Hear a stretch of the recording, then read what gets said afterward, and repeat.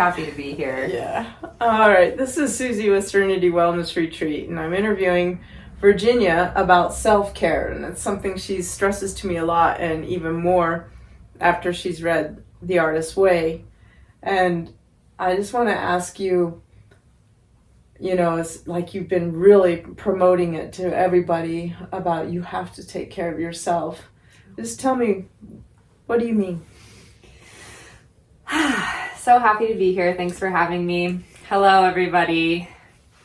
So recently I both read and did the course for The Artist's Way by Julia Cameron, which I highly recommend. It's a 12-week course. I recommend getting the workbook as well. I told you that. I just got it. I haven't started it. You got to commit to 12 weeks. Right. Yeah. And to yourself. There's actually a contract in the book, and me signing that truly. Well, to get into the talk, I mean, that was an investment in myself, right? Deciding, I know this is good for me. I'm going to do it for me. And the point of not just reading the book, but doing the workbook is the actionable steps. So the whole premise of The Artist's Way, it really is a book about self-care, because her premise is when you are taken care of, you are naturally creative. Nice. Because we are creations of Creator, whatever that means to you. And therefore, as creations, our natural function is creation. So when we are taken care of, we are creative. And I just want to tie this in right now as well with the interview that we just recently listened to with Martha Beck and Mel Robbins, that when you are in a creative state, anxiety cannot exist. I love that. And it just ties right in with The Artist's Way. So in a way, you could say taking care of yourself is ensuring that you have the chance to be creative. And a way that Martha Beck explains that as well is she says, when you're in that anxiety state, the question you're asking yourself is like, what do I do now? What do I do now? What do I do now? And how do you stop that loop? Instead, you replace it with the question, what can I make now? Yeah. And this just takes me to the actionable steps, because it's really about doing things, little things consistently that show yourself you are worth taking care of. I am worth taking care of. So, I mean, a very concrete example that hit me hard about this in my own life is I have moved into this cabin recently, and I have made it into this little haven. It's really wonderful, but I hadn't hung any art. And I wasn't really conscious of this sort of unconscious thing that was like, well, I need someone else to do that with me. And like, when someone else lives here, I'll want it to look like that. And when I have a partner, whatever. And there's kind of this subtle thing of, I would do it for someone else, but I wouldn't do it for me. Oh my God. I know that. It's and another really concrete example of this is like cleaning your house, right? It's like, people are coming over, my house has to look really nice now. And it's like, that's great, that's fine, that can be genuine. It's just, are you also, hey, I want to make the house feel nice for me, because I feel good. And so just an actionable step that I took in the story that I was telling is I just put up the art myself for me. And I know that sounds, well, good that it sounds simple, because that's the whole idea, is it's not this big concept of I have to love myself or like self-care. Like okay, great. When I'm conceptualizing big things like that, I'm very much in my left brain, which is where anxiety lives. And so it is kind of like this thing, right, of like, okay, I have to love myself. How do I do that? What do I do now? How do I do that? What do I do now? And instead getting myself into this place of what can I make now? And I think that's a really beautiful example of self-care, is like, and she has a lot of assignments that are like this in The Artist's Way of, how can I make a space where I feel good? And that is just a series of small, actionable steps, because you don't do it all in one day, and you don't, it's just these little things every day that show yourself, I am worth caring about. Even if it's like just a nap, or catching up on your rest, or feeding yourself better, Yes. nourishing food, or finishing a painting you started Yes. a long time ago, and finishing up little things that you started for yourself but you put away for other people, and just doing you know. Right. And for the sake of it.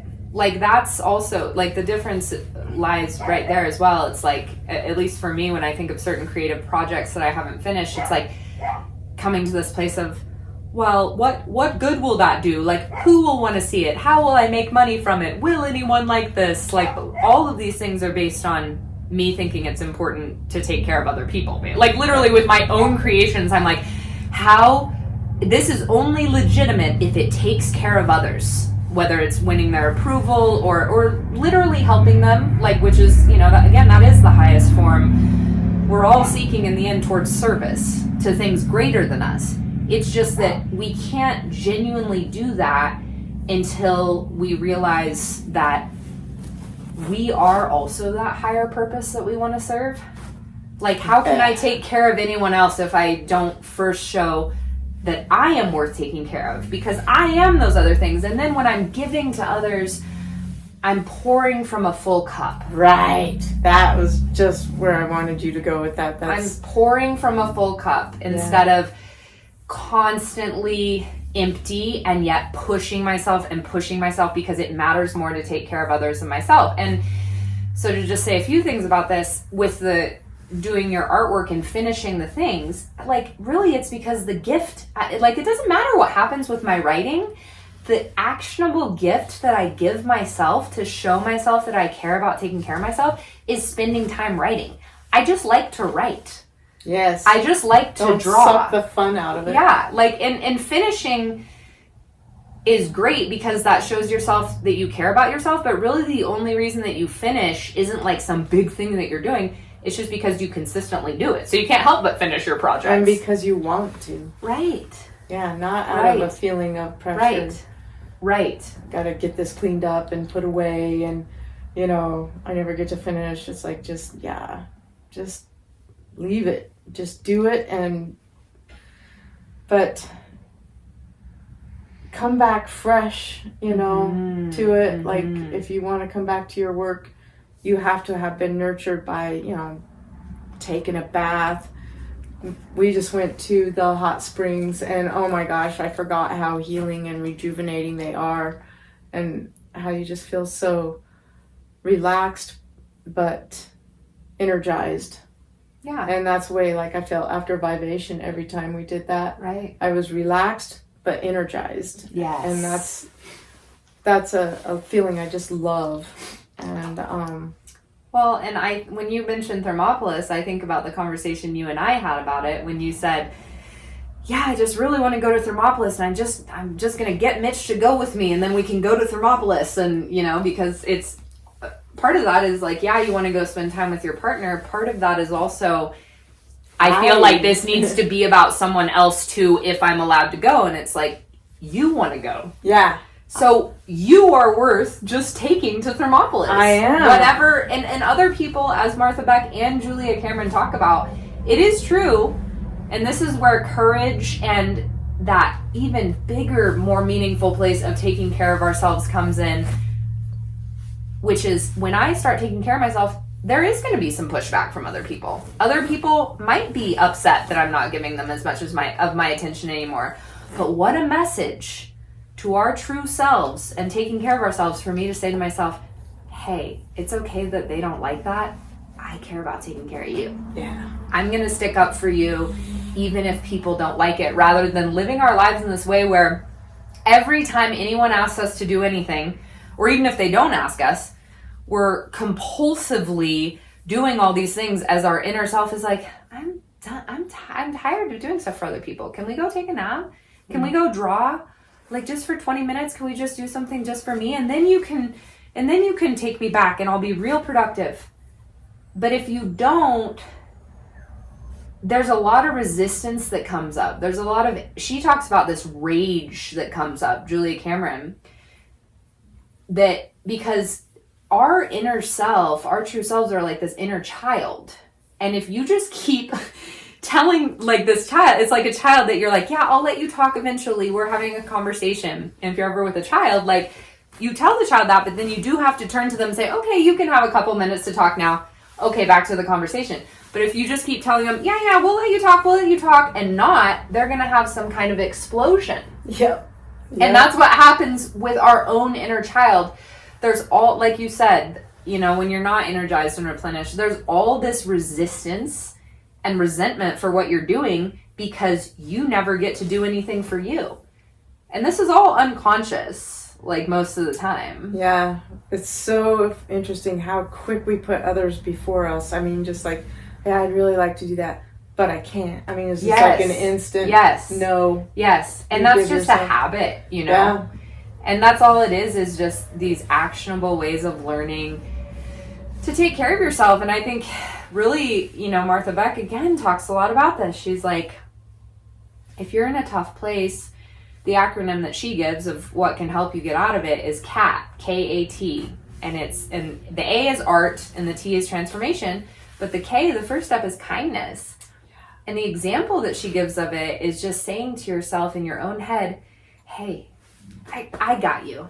I got you. I'm not going anywhere. Tell me everything. Tell me everything.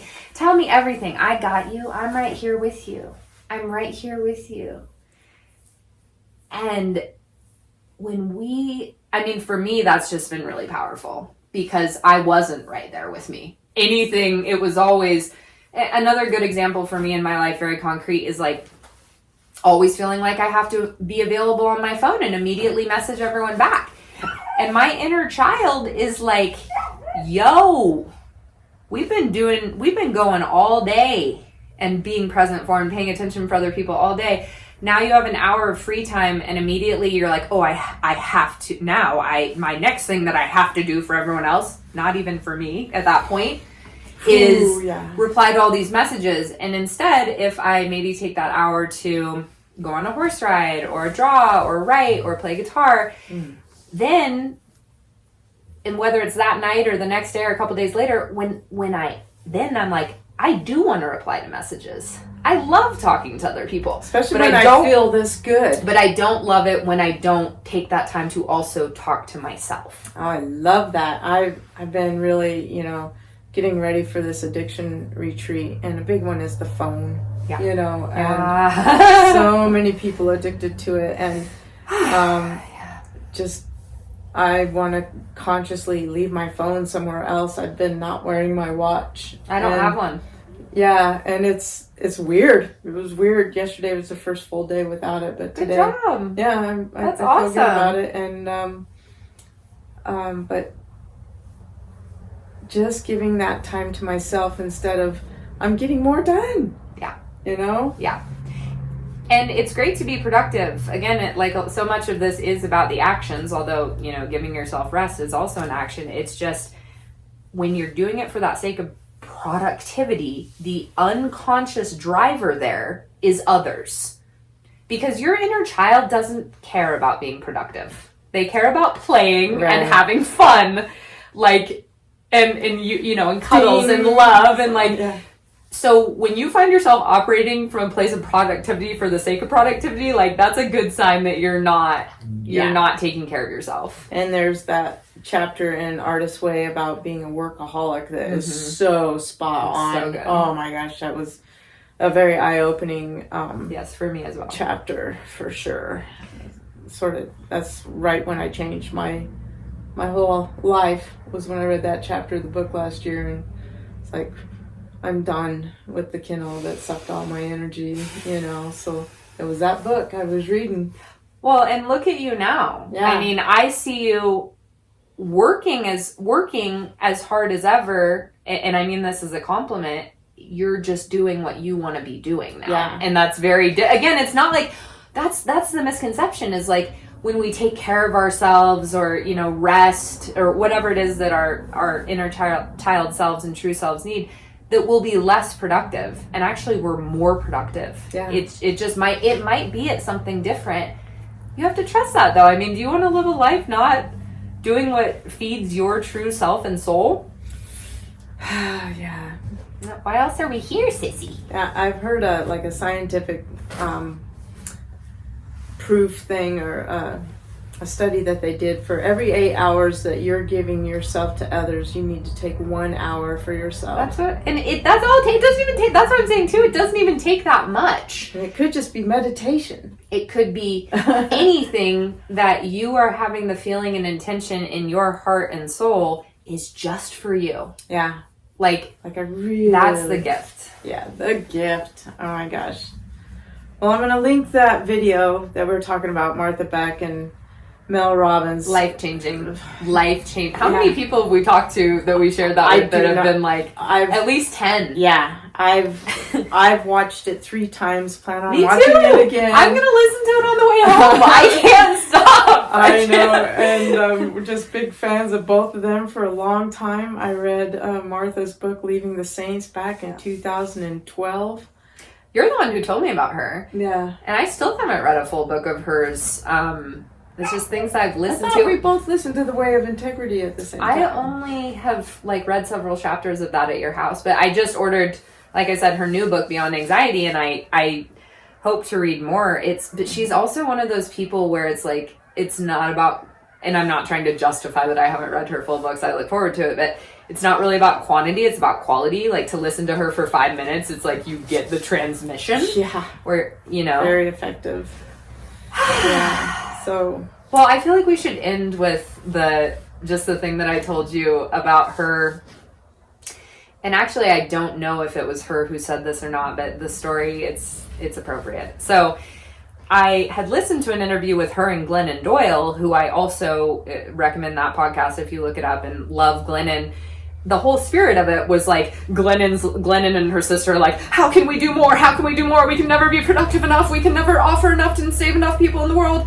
And Martha's like, yeah, I maybe put out 1 podcast a month and it's good. And I just, I'm happy with what I do. And it reminded me, and I don't remember if it was, and she was coaching Glennon and her sister in that, like, basically, you need to do less and take care of yourself. But there was a story, and I don't remember if this was her or Roshi Joan Halifax, but it was at some big event where a bunch of people were speaking, and there was someone else there. I don't think it was Glennon Doyle, but I don't remember who it was maybe it was who tells the story. And maybe it was Brene Brown. But anyway, they go into this event, and the person who's putting it on is like, okay, and I need you to do, also, I need you to do this and this and this and this, okay? And it's kind of like, well, you didn't tell us we were going to have to do that. But Glennon or Brene, whoever the person is, like, okay, yeah, I'll do all the things. I'll do all the things. I'll do all of those things that you didn't even ask me to do that you're now asking me to do. I was already stressed out, but I'm still going to do them. And the other person, whether it's Roshi Joan Halifax or Martha Beck, just looks at the person and says, I've done enough. Ah, man, that's so good. Yeah. You know what? I've done enough. What an empowering, I've done enough. Yeah. We all know that feeling when we're pushed to the brink and then someone comes along and asks us to do one more thing. And we do it. That we also kind of know doesn't need to be done right then. There's a time, there's a fire, like, okay, I have to do this. But where it comes and tells you to do one more thing, and just saying first to yourself and then to the person, I've done enough. With total peace. Yeah, that's a good place to end. I've done enough. We've done enough. We've done enough. All right, go change your life. Go watch that video and give yourself some love and nurturing and space and time. And you deserve to be taken care of. First, you deserve it. Give yourself that, and then watch what you're able to give to others when you really give to yourself. All right, we love you. Love you. Mwah.